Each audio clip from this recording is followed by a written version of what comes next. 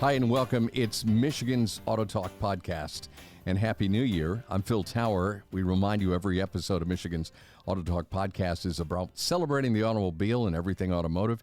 We're also about helping and supporting you, car and truck owners across the great state of Michigan and across the world. We are everywhere you listen to your podcast. You know that by now on the iHeartRadio app, Apple Podcasts, Spotify, Google Podcast, and just about any place else. And I'm really excited in this episode. We're going outside of the state of Michigan, but we've done that on several of our nearly 100 episodes. And I'm very pleased to welcome Tony. And Tony, I want to make sure I get your last name right. It looks like Quiroga. Did I get it close? Quiroga. Yeah, you've got it right. All right. You know, normally as a broadcaster, I try to get the name ahead of, when we actually record the episode. So I'm glad I got that live hot take right there for you. Tony is, he's a car guy. What else can I say? But most importantly, he is the editor-in-chief at Car and Driver magazine. I'm really excited about this. There's a lot to talk about, the 10 best cars. First of all, I know you have a long history with Car and Driver. How long have you been with the magazine? I know you started subscribing when you were 6. You were probably writing by the time you were 16. You've been there a long time, Tony.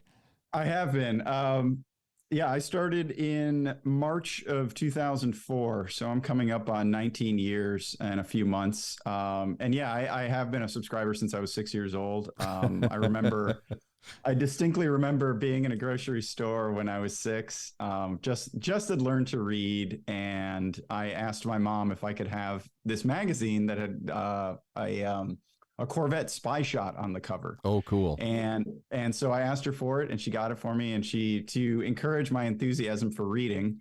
And, granted, a lot of it's technical stuff a 6-year-old would never understand. So for a while I was just looking at the pictures, but she wanted to encourage my love of cars. So she bought me a subscription, and I had one until I went off to college, and I would stack all of my Car and Drivers in the house. And when I came back from college after freshman year, they were all gone, unfortunately. Oh, man. So I love this story, first of all, Tony, because it sounds like there wasn't a car person in your family, or was there? No, not really. I've talked with some of my colleagues about that, and they're like, yeah, my dad had terrible cars, or my mom and dad had terrible cars.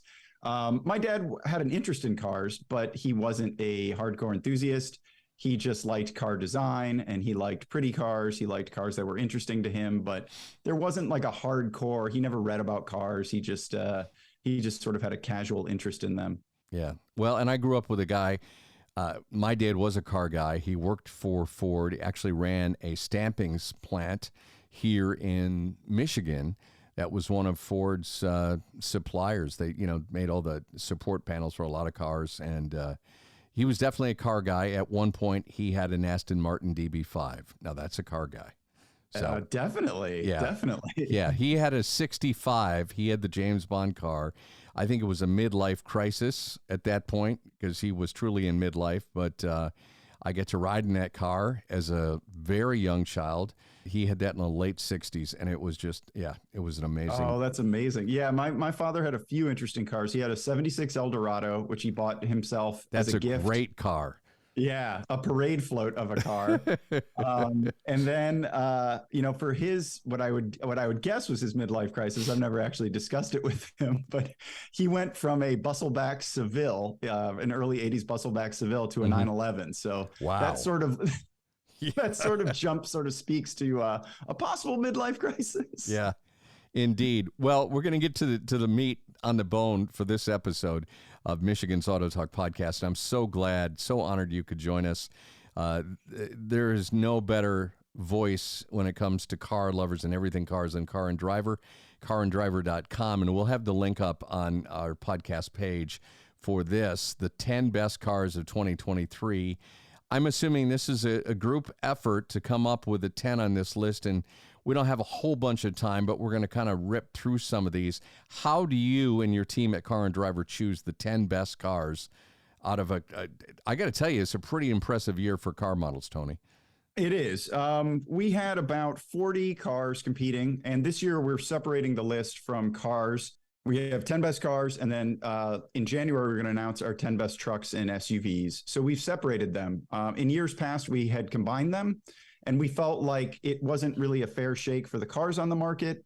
Our readers love to read about cars. They want to know what the best cars are. And then the market has sort of indicated that trucks and SUVs are important enough to have their own lists. So we gave them their own list this year too. But we did the testing in the fall. We gather the whole editorial staff. We fly folks in. And for a week, we drive cars on our handling loop, our evaluation loop near Chelsea, Michigan. It's about 12 or 13 miles. We spend a lot of time getting in and out of the cars, discussing them. We have meals together where we argue about the cars. And then at the end of the week, we sit down and we vote on a scale of 0 to 100. And we average the scores. And from there, the 10 best list emerges. What we look for is refinement. We look for driving pleasure. We're car and driver, so we love performance. So we look for that. We love cars that handle well, cars that make us smile. And so from there, the cutoff this year, we raised the cutoff from about 90,000 to 110,000 to indicate, to address inflation. The average car price is now just under 50,000. And we figure any car that's over 110,000 better be pretty great. And it's more difficult. Yeah, exactly. It's more difficult to make a great car that's less expensive. So we tried to award that. We definitely look at value, and we look at affordable performance. We look at refinement, and we look at different categories as well. So yeah, and this is an impressive list. On the list, a couple of Cadillacs, one of them with a 668 horsepower motor, which you got to wonder, it's not the typical, this is not your grandfather's Cadillac. Cadillac CT4 and CT5, did I get that right? Yeah, the CT5V Blackwing and the CT4V Blackwing. Okay. Actually returned for the second year. They were on the 10 best list last year. And they are just, here we are on the verge of electrification, and Cadillac launches these two incredible sports sedans that might be the best sports sedans of all time. The CT5V is incredibly powerful. It's an amazing package, super refined. You get a ton of value, even though it is extremely expensive and pushing nearly $100,000. The CT4V is a little bit less powerful, but still offers amazing performance for the street. And we've driven them both on the street and the track, and we never feel unimpressed by them. They're incredible cars, and we love to drive them.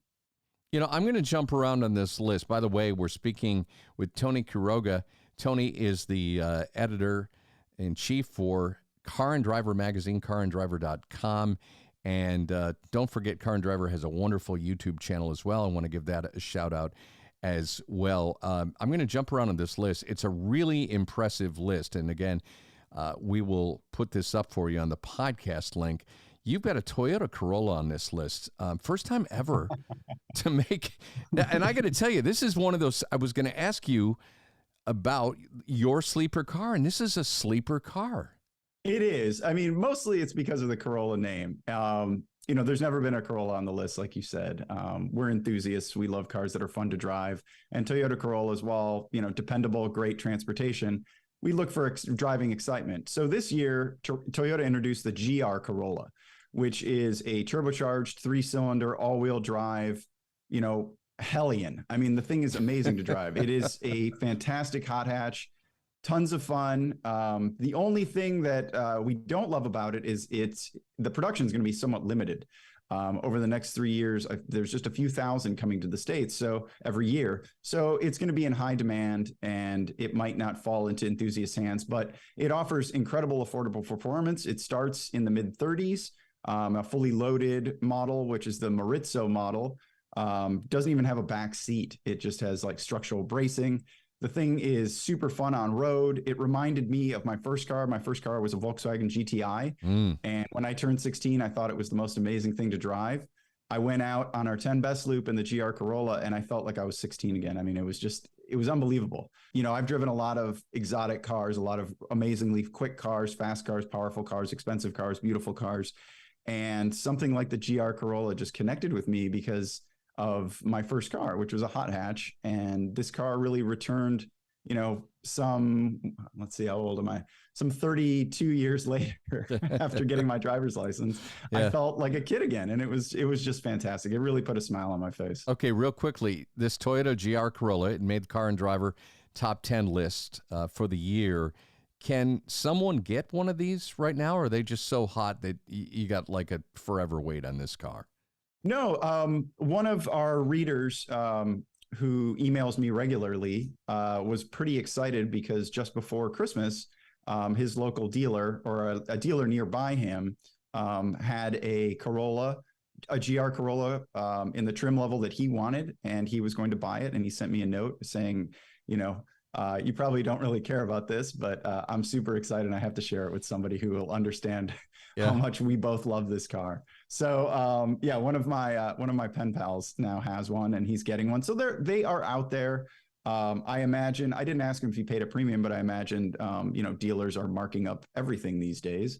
And cars that are hard to get and unique and appeal to enthusiasts are among the top of the list of cars that get marked up. So a GR Corolla will be out there. And if you're patient, you'll get one eventually. Yeah. And if you really want to go sports car, the Toyota GR Supra made Car and Driver's top 10 list for 2023.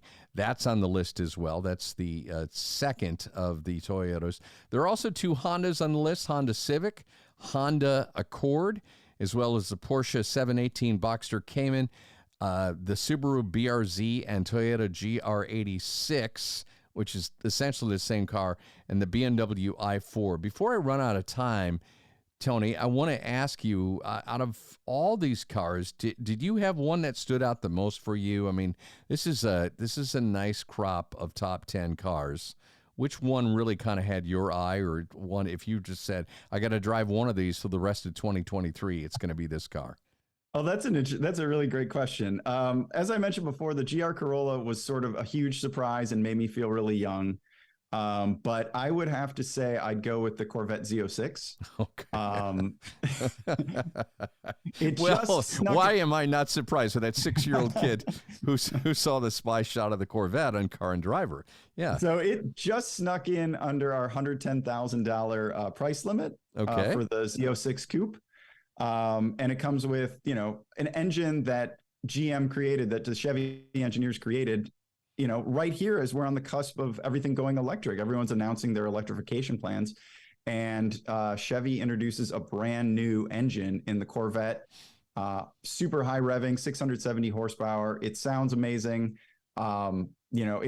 It elevates the Corvette to the next level. I mean, Corvettes always had a ton of performance, always have had a ton of performance. The current Corvette, when it went mid-engine, completely changed the way it drives on track. And the Z06 just pushes it to the next level. So I think if I had to drive one of the cars for a whole year and couldn't drive anything else, I think I'd go with that. Yeah, but where do the kids and the groceries go? That's that's the only question. It might have been a little easier in the GR Corolla. Yeah, definitely. Or one of the Cadillacs. I would happily take one of the Cadillac sedans. I was going to say, you just have to be careful with the speeding tickets. Tony, this is a great list. I am so excited that you could join us. And will you please come back for many more episodes so we can highlight the great stuff you and your team put together at Car and Driver? Love the magazine, and this has been a real treat. Thank you so much. Thank you for having me, Phil. Yeah, Car and Driver's top 10 cars for 2023. Can they get this issue? It's January 5th as this episode releases. Is this issue out right now? Yep, it should be on newsstands if I'm not talking to subscribers. I'm guessing a lot of your listeners might be subscribers. Yeah, I hope they are, and if they're not, caranddriver.com. caranddriver.com. It's as simple as that. And no, Tony didn't give me a car to plug that, just for full disclosure. Tony Quiroga is the editor-in-chief and a true car guy, editor-in-chief of Car and Driver magazine. He's been our guest on this episode of Michigan's AutoTalk Podcast. That'll put the wraps on this episode. Until next time, for host Al Schwinkendorf and John Puick, I'm producer Phil Tower. Thank you so much for listening.